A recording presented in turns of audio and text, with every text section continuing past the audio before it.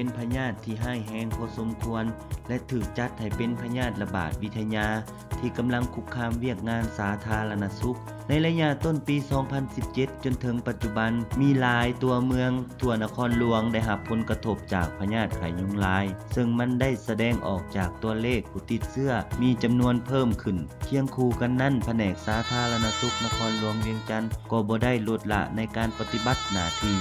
ในนั้นได้เน้นใส่ในการปฏิบัติ6ยุทธศาสตร์เพื่อเป็นเครื่องมือในการปราบปรามต้านและสกัดกั้นพยาธิไข้ยุงลายในนั้นได้กำหนดยุทธศาสตร์ที่1คือการเฝ้าระวังพาหะนำเชื้อของพยาธิไข้ยุงลายและขายุงตัวแก่โดยเน้นใส่การแจกยาทรายขานอนน้ำลงทำลายแหล่งเพาะพันธุ์ของนอนน้ำยุงลายพร้อมทั้งพ่นยาขายุงตัวแก่กรณีมีการรายงานผู้ติดเชื้อยุทธศาสตร์ที่2คือการสร้างเครือข่ายต้านไข้ยุงลายซึ่งได้เน้นใส่การสร้างอาสาสมัครบ้านและพิเศษแม้นได้สร้างอาสาสมัครน้องน้อยนักเรียนเข้ามามีส่วนร่วม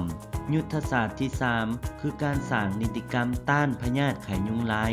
ได้สืบต่อในการลงเฮ็ดสัญญาครอบครัว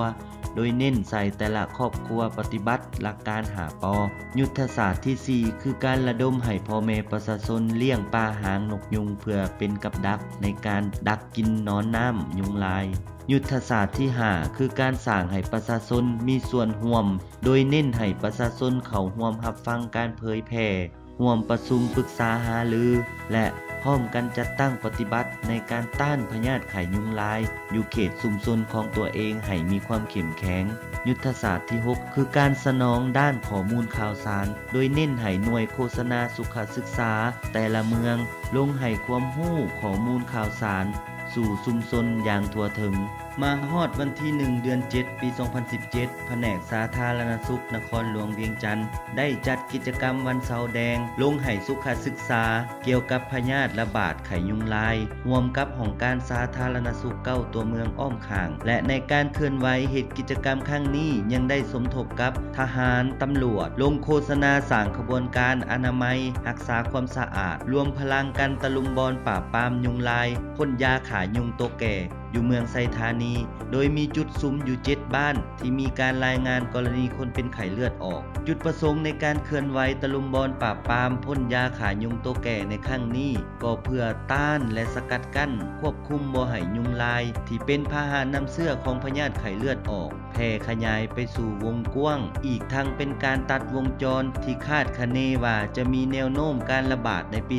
2017 ในการตะลุมบอลปราบปรามพ่นยาขายุงตัวแก่อยู่เมืองไซธานีได้เน้นใส่จุดสุ่มอยู่7บ้านคือ 1. บ้านหัวนาได้ส่งทีมงานโต้ตอบเมืองไซธานีลงพ่นยาขายุงตัวแก่ 2. บ้านโนนสะอาดได้ส่งทีมงานโต้ตอบเมืองนาไซทองและเมืองจันทบุรี